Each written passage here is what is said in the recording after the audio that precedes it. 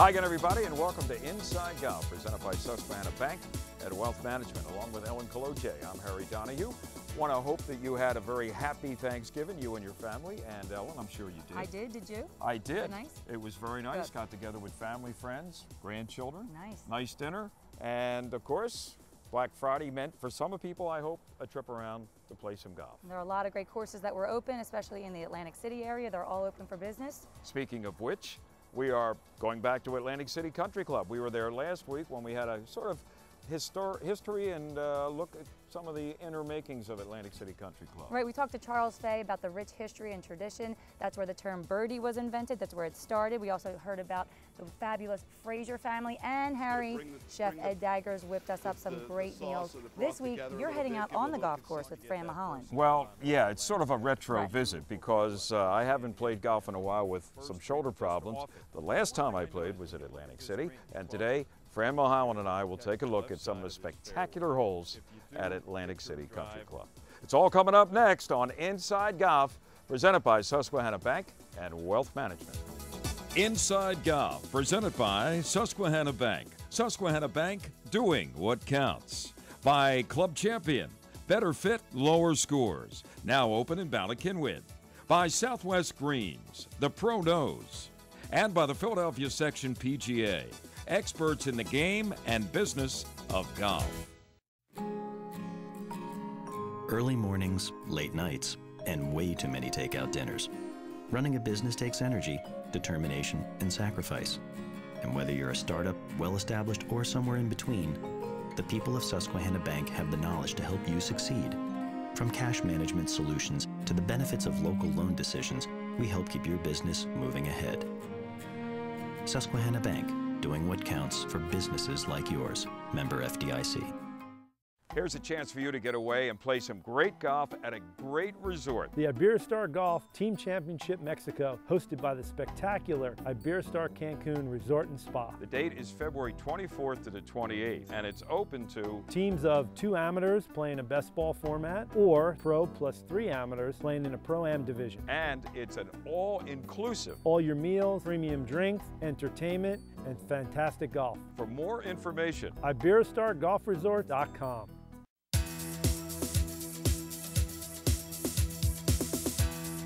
welcome back to Inside Golf, presented by Susquehanna Bank from Atlantic City Country Club, Northfield, New Jersey. And Fran Mulholland is the head golf professional. Fran, good seeing you. 5 years in the job, huh? Right.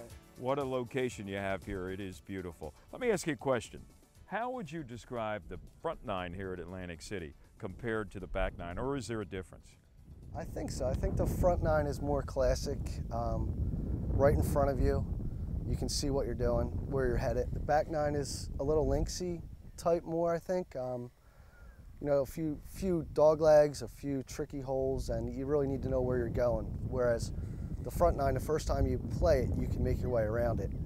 Back nine, it takes a little experience, I think. Yeah, and of course the views from the back nine, I think, are superior, not just to the front nine here, but maybe most golf courses around, because you have the scenic views of the skyline of Atlantic City coming off the marsh, and it really makes for an interesting round of golf. Here on the first tee, it is adjacent, literally, the same ground as the putting green. There aren't too many golf courses where that's the case. Sort of an interesting little feature, isn't it? Oh, definitely. I think it's really neat. People love it. They're probably a little nervous, more nervous than normal on a first tee, because they certainly don't want to take a divot. So it's a tough first tee shot, I guess. Yeah, and on a crowded day, I guess you got maybe 15 guys practicing their putting while you got a foursome here teeing off. So you got a little bit of an audience here. It's a noisy first tee, definitely. Let's talk about this first hole. A lot of times you go and you see at a club a kind of a warm-up hole to get your round started. There's no warm-up hole here. This is 450 from the tips, about 430 from the middle tees, and over water, obviously, to start. This is some opening hole. It's one of the hardest holes on this course, and without a doubt, it's a long one. It's a tough hole. You got to spend some time on the practice range, which is a beautiful practice range, but still, you have to have your swing ready when you come out here. You do. When you look at it, when you eye it up here, you got the bunker down the right side. You got another fairway bunker close to the tee and also farther down, and they certainly do come in play no matter the caliber of the player. Most of the trouble's on the right where the trees are, and that bunker on the right seems to attract a lot of balls. I mean, there's plenty of room on the left, even if you're in the rough, so I think that's just, you know, try to keep it to the left-hand side and you'll have a shot in there.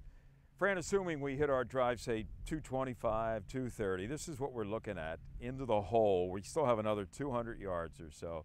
And as we look up toward the green there, we can see bunkers on the right, but they are really what? How far back from that green? The one on the left is probably 125 yards, 115 yards, and the one on the right is about 40 or 50 yards. Okay, so there's only one green side, actual green side bunker, and that's on the left. And things begin to narrow up a little bit, don't they, once we get past this landing area for the tee shot. The rough kind of squeezes in from both sides of the fairway. A little bit, but this is where most people end up right here anyway. It's fairly wide here. That's assuming you hit a straight shot like you do all the time. Right, exactly. Well, it didn't take us long to get that first skyline look at Atlantic City. That's a beautiful view as we stand here, Fran, on the first green, or just off it. And the one thing I noticed when you look at this green, there's a lot of undulation here and really on a lot of your greens here that, you know, traditionally people think Jersey Shore, kind of flat, one plane. That's not the case here, is it? No, it's not. These greens, they're relatively large greens, and they do have a lot of break to them. A lot of back to front. For some reason, though, they don't seem to break as much as they look. So sounds like a guy who's missed some putts because he's overread the green. Is that it? I think I'm a decent putter, but I don't make too many putts out here for some reason. But I think that's a general feeling amongst people who play here a lot, that the greens don't break quite as much as they look. But I mean, look at this green here. I mean, first of all, you have numerous places to put the hole. Here it's back left today. But there's just some very subtle ridges in here, especially on the right side of this green, that can really play with you a little bit. Definitely. You could have a long putt. I mean, you could have a 50, 60-foot putt here on this green. Right, and break about 3 different ways. Right, exactly right, yep. Fran, this is the third hole. It's a par 4, and every hole here at Atlantic City has a name. This is called Major's Favorite. Now, Major was Leo Frazier. He was a major in the Second World War, but it's also Fran's favorite, right? Right, it is. What do you like about this little par 4? It's just a fun little hole. You can hit driver, 3-wood off the tee. There's out of bounds right. It's bunkered all the way down the left-hand side. If you get in one of those bunkers, it's a lot harder hole than it should be, really, because it's really only a wedge or sand wedge into this green, which is a little elevated, so it's a fun second shot. Standing here on this green, sort of a pear-shaped green, narrow in the front, a little wider in the back, slopes everything back to front, and maybe, what do you think, the smallest green or one of the smallest greens on the golf course? I think it might be the smallest green, or close to it, probably. And well protected, and if you're in one of these greenside bunkers, you don't want to be on the wrong side, do you? No, it's a tough up and down from either side of this green if you miss it. Even putting, you know, if you hit this green and you're left or right of the pin, then that's a tough putt there too. And worth repeating is the fact, very subtle ridges and undulation in this green as well. Given its size, not as big as number 1, obviously, but still, you got to be careful where you put it. Make sure you're on the right side. Exactly. And for the back of number 3, another spectacular view of Atlantic City. Fran, we have reached number 9. This is called Adirondack. I'm not sure. There's no mountain chain around here. There must be a few Adirondack chairs probably lining the 9th green up around the clubhouse. But tell me what is unique about this hole, because obviously we can't see the green from where we're looking here. Right. I think this is probably the hardest hole in the course. It's a dogleg left, trees right, a lot of trouble on the left. So the play, I guess, is try to hit it out to the right a little bit, maybe draw it a little bit, and just try to get it out in the center of this fairway so you can look at that green. So a shortcut would be over that bunker that we can see, right, that's guarding the left side. That's out there a little bit farther than you would think, and like you said, it doesn't necessarily guarantee a shot into the green, because those trees that are left really come into play all the way up on that second shot. Definitely. If you're a little bit left of that bunker, in that left-hand rough there, even short of those trees, you won't have a second shot. Right, you're looking at a third shot into that green. Right. Well, Fran, here we are. We're at the 9th green now. We finally got up here. You know, when we were back in the middle of the fairway, I said, well, that pin is center right.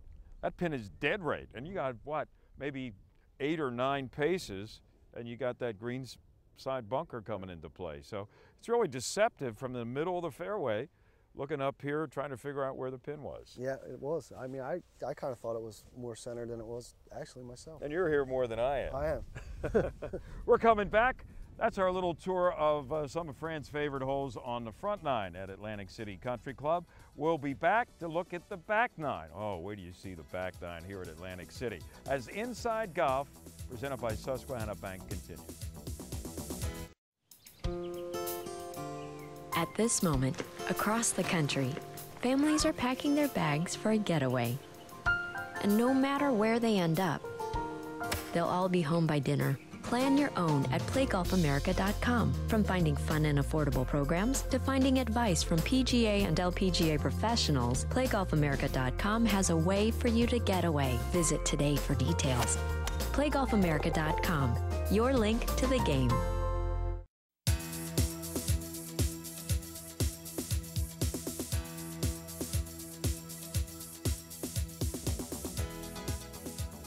Welcome back to Inside Golf, presented by Susquehanna Bank from beautiful Atlantic City Country Club. Look at this panoramic view. We are standing on the tee box at number 14. We're beginning our tour of 3 great holes in the back nine. Fran Mulholland, our host pro, is with us. And Fran, here at number 14, they call this the Salt Marsh. And from standing here, we know exactly why. And this is a classic example of high risk, high reward. 340 yards from the tips, about 330 from the regular tees. And would you agree that, hey, you can bite off as much as you want here, but you better be certain of what you want to do. Right, I couldn't agree more. It's, you know, there's plenty of room to the left here. As you can see, the green is over there, right over this corner of the marsh. Personally, I've never hit it left. I try to hit it on the green every time, and it works. I won't ask you what the percentage is. It's a low percentage, right? Okay. But at least he's honest. if you hit it left here, you'll have anywhere from an 8-iron or 9-iron into that green. Yeah, so somebody who, say, hits their driver maybe 215, 220 yards, that's a big poke to get it over the marsh and over the bunkers, because, as we'll see a little bit later, the fairway there is very, very narrow. Right, it makes no sense really to try and drive it over those bunkers because it is very narrow there. All right, so maybe the best play is a 3-wood or maybe a hybrid or something like Right. that. Take advantage of that wide fairway, and like you said, you probably only have maybe 75, 80, 90 yards into the green. Right, exactly, that's the way to play. All right, we're looking back now from the middle of the fairway, or almost, to the tee box, Fran. It's the widest part of this hole and the perfect landing area for, I'd say, 90% of the players, right? Yes, without doubt. And from this distance in, you're only talking 85 yards or less. So it's the high percentage play, and you still have a chance at making a birdie. And today, as you can see from that flag, actually the wind is helping a tee ball coming back from the salt marsh. So maybe this is the day you were going to make it. I think Too this bad is, you don't have a driver in your hand. Right, too bad. This is probably most prevailing wind here, I guess, this coming off the shore here. So it's right to left, so you just hit driver over to marsh and hopefully it comes back here. Now, how about, we see this huge bunker over here that protects the left side of this fairway, and if you do hit your drive a little longer than you anticipated, you have maybe upwards to a 65-yard bunker shot to what is, where that flag, a pretty narrow green. Yes, with the marsh on the other side of the green as well, too, so it's not a good place to be. I'd say a hairy shot. It's nice to look at with Atlantic City in the background, but tough to execute. Yes, without doubt. Number 15 here at Atlantic City. It's called Tidewater. Obviously, it's right on the edge of the salt marsh. And wow, par 3 from the tips, $190, and about 175 from the middle tees, right into a prevailing wind, Fran. And on most given days, what is it, a 2-club, 3-club win sometimes? Easily 2 clubs, most days probably. And what do we got here? We got nothing in front, so you have to get it up. Behind is dead. To the right is dead. And to the left, a little bit of a bailout area, if you can get it there. Right, left is your bailout a little bit, or sometimes you hope you catch one of those bunkers that keeps your ball in play. It's a great hole, and it actually sits up a little bit on a shelf. And as you can see, well, the golfers that are there now, on that hill sometimes, I guess you don't hit it far enough, it's going to roll back down into the hazard. Yeah, but usually the rough is long enough there that'll keep it out of there. So Try to save par from that rough, huh? I think the main thing here is just to make sure you hit enough club, and it might seem like too much club, but typically it's not. Hit it straight and don't worry about having too much club, especially when the wind's blowing. Right, right. Fran, it's fitting we end our tour of the back nine here at Atlantic City. At the closing hole, number 18, it is called Trolley Back, and that's the history, of course, of the last trolley car back to Atlantic City. So you can talk and tell your lies to everybody back at Atlantic City, but that's a long time ago. Tell me about this hole. 430 from the tips, probably maybe 60 yards less than that from where we're standing, and this vantage point at the middle. Another dogleg par 4, huh? Dogleg par 4, giant bunker on the right, which you really want to avoid. It's a fairly large landing area. A few bunkers on the left that if someone hooks it, you can get, you can have a problem in there. We're not going to be there. Right. So left, center, left, and it's pretty wide out there. It is. It is. And like you said, up that right side is dead. Left side, we don't even want to think about it. Right. Right. Simple shot. Well, from where we were standing in the middle of the fairway, we were about 100 and maybe 40 yards in. We stayed away from the right side. We stayed away from the left. We had a clear shot in. And then we get up here to the green, Fran. Once again, we have a large size green, and there's some subtle ridges in there. And if you're not on the right side of the green, you're in trouble. Absolutely. And some of these ridges aren't even that subtle. This slope here in the middle towards the back of the green is fairly severe, so if you're on the wrong shelf here, it's a back right pin, right, and you don't hit enough club, it's just going to roll back, and you may have a 35, 40-foot putt to get it back up top. Right. It's a tricky green. It's a fun green to play. Well, Fran, thanks again for having us. One of my favorite stops at the Jersey Shore is always Atlantic City Country Club. Doesn't get any better than that, does it, folks? Fran Mulholland, our host, golf professional here at Atlantic City Country Club, and for more on this fabulous facility, you can get that information by going to insidegolf.net, and we'll link you up with Atlantic City Country Club. Fran, thanks again. Thanks, Aaron. What time's that happy hour start again? Right now. Stay with us. Inside Golf, presented by Susquehanna Bank, continues. Coming up next, Tee Off.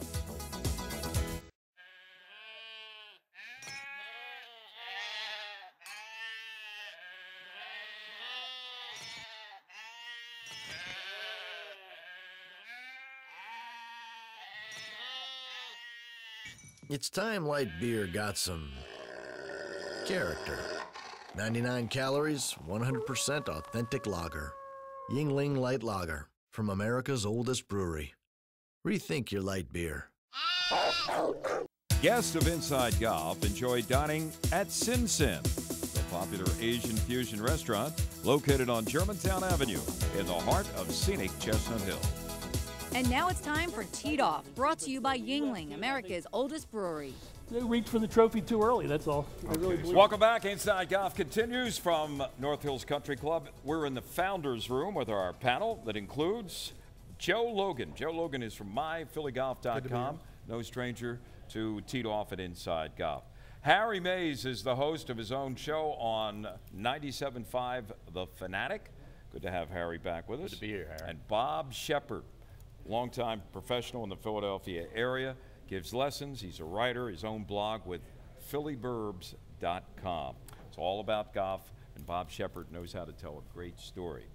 Speaking of, well, I don't know if it was a great story or not for the U.S. Ryder Cup team, but we've had now, Shep, a few weeks, couple months to kind of let everything sink in about what went down out there in Chicago back in September, or what was it, early? It was September, Late right? September, Late yeah. September.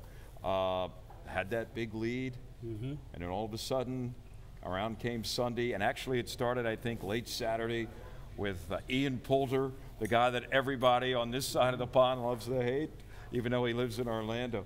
Have you had time to digest it and try to figure out what happened out there in Chicago at the Ryder Cup? Yeah, it gets back to the fables, I think, back to Aesop's fables. The U.S. team on Saturday was reaching for the trophy, and as they were reaching for the trophy, the turtle walked across the finish line before they did. And it's a good analogy. I never heard it put that way. It's pretty well what happened. They were wondering what they were going to say at the victory dinner. So the Ferrari had a flat tire. You got it, exactly. Going around the last corner. You got to make sure you're done before you think you're done. And in golf, unfortunately, your mind can get way ahead of you. And the Europeans had Seve to slow him down. I mean, he was in their minds, and they actually took a little time and really relished that relationship and sort of said, you know what, we're going to keep trying no matter what happens. We're going to go for 7. I think it was a good thing. I really do. It was fabulous. It was very exciting, obviously, but the U.S. team, I think, they reached for the trophy too early. That's all. I really believe so. So it wasn't necessarily a choke. It was just they ran out of gas. Yeah, exactly. I think so. And they tried to blame Mickelson and everything. That was all preempted. That wasn't anything that happened out of the holster. That was part of the deal, you know. Yeah. Harry? I think there was a choke. I mean, Jim Furyk and Steve Stricker choked. Steve Stricker had the worst weekend probably of his professional career, and I like Steve Stricker, but I mean, the 17th hole was the undoing of the U.S. team, and I think if Davis Love had to do it over again, despite what he says, you don't rest Keegan Bradley and Phil Mickelson on the second day of four balls. Keegan Bradley was as hot as it got. There was nothing that was going to slow him down or tire him out. Yeah, I mean, you look back on it, that was a point that they let get away, and that could have been the tournament. And Justin Rose's putt didn't help. Oh, that was fantastic. He snatched that from Mickelson. 17. I can't put that on Mickelson. We've all seen that was though, brilliant. Just in our own little matches where, you know, they always say in match play, you can't anticipate you're going to win simply because the guy's got a 50-foot putt or he's, you know, off the green, needing to get up and down. How about you, Joe? Well, I agree.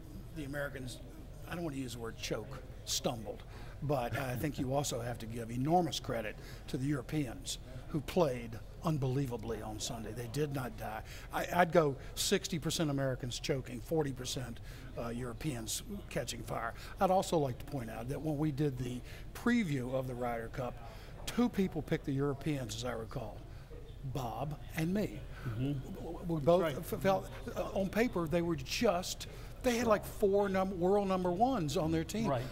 I looked at it, and you did both, and just said, come on. Hard to go against them, it really was, yeah. Let's talk a little bit about 2 years. It'll be, where are we going for the Ryder Cup? Over to Scotland, is it? Or Glen Eagles. Yes. And UK. I don't know what the UK is going to do. Allo Thapel says he will not return. There's a lot of maybe push for Darren Clarke. Monty would love to have it because he's Scottish, but I don't know if they want to go down that road again. How about the U.S., though? And do you have any ideas for, would Davis Love III, we've never had, I don't think, back-to-back captains in the modern era of the Ryder Cup. That's true. I personally think we should really consider Tom Watson. Now, I know Watson and Woods have had a little bit of a row for a while, but I think we got to drop that.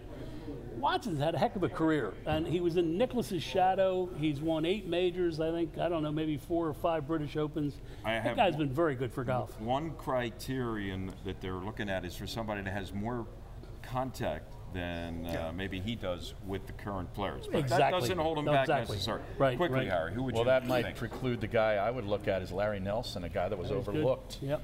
Many times. He turned 70. Yeah, he's long in the tooth, as they say, but I mean, he definitely would deserve a chance at it. You know. Okay, and Joe? He was overlooked. From everything I've seen, the early betting is on David Toms. For the reasons being 3-time Ryder Cupper. Well, for the Ryder Cup, the PGA of America, which runs it, likes you to have won a PGA, which he has. They also like you to be around the age of 50 years old, which he is, and they like you to have contact with the current players, to know who's out there, to be able to, rub elbows with those. Somehow I can't see David Toms getting up there, though, and giving that Rockney speech on a Saturday night, right? He'd have to think he was at an LSU football game. There you go. Maybe we know what they're going to wear, purple and gold out there, some combination thereof. All right, Ellen's at the bar. Somebody has a question for Harry. All right, we have a lot of Harrys here. Thank you, Harry Donahue. We're here with Harry May, who has a question for Harry Mays. Harry, what is your favorite, the Ryder Cup or President's Cup? Well, it's hard to go against the Ryder Cup because of all its tremendous tradition, and I love the aspect of it where it gets to like a soccer match with the home crowd cheering on their guys. But I do love the President's Cup because I'm really sort of drawn to a lot of the players from South Africa and Australia, and I sort of favor a lot of those players, so that makes the President's Cup interesting. But you can't go against the overall tradition. Ryder Cup by a nose. Oh, wow. Even with the Ian Poulter, huh? Yeah. All right. Our thanks to the folks here at North Hills. And Inside Golf continues with more in just a moment. Planning a wedding, looking for the perfect spot for a golf outing, or maybe you'd like to host a conference with a round of golf to follow. The North Hills staff is ready to book your event for 2013. Go to northhillscc.org. Service, quality, satisfaction await you at North Hills. In a crowd of light beers, how long does it take to find the Yuengling Light Lager? About that long. 99 calories, 100% authentic lager. Yuengling Light Lager. Rethink your light beer. Defining a target, realizing a dream. Susquehanna Bank can help you get your plans off the ground. Whether you're sending kids to college or doing something special for yourself.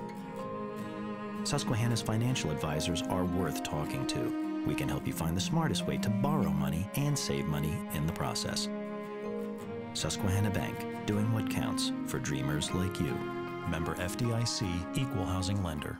Here's a chance for you to get away and play some great golf at a great resort. The Iberostar Golf Team Championship Mexico, hosted by the spectacular Iberostar Cancun Resort and Spa. The date is February 24th to the 28th, and it's open to teams of 2 amateurs playing a best ball format, or pro plus 3 amateurs playing in a Pro-Am division. And it's an all-inclusive. All your meals, premium drinks, entertainment, and fantastic golf. For more information, IberostarGolfResort.com.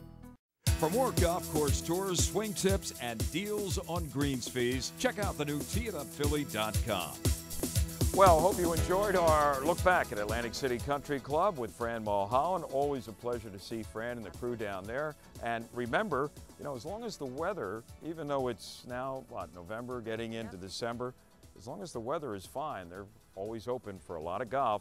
18 different courses at the Greater Atlantic City Golf Association. And starting in January, we're going to be taking a look at each one of those courses and highlighting each one. And there's some amazing golf to be played down in Atlantic City. And it's so close to the Philly area. I think people forget that. Absolutely. And in the new year as well, February, not that far away, Iberostar, that trip down there for that Pro-Am. You can find out more about how you can be part of it and be on Inside Golf by going to our website. Just check us out at insidegolf.net. And if you remember, you can like us on Facebook. Hey, that's going to do it for this week's edition of Inside Golf. For Ellen Kaloje, I'm Harry Donahue. And remember, no matter how bad it's going for you out there on the golf course or maybe in a shopping mall, when I'm shopping, yes.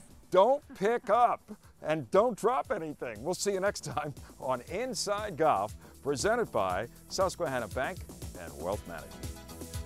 Inside Golf, presented by Susquehanna Bank. Susquehanna Bank, doing what counts.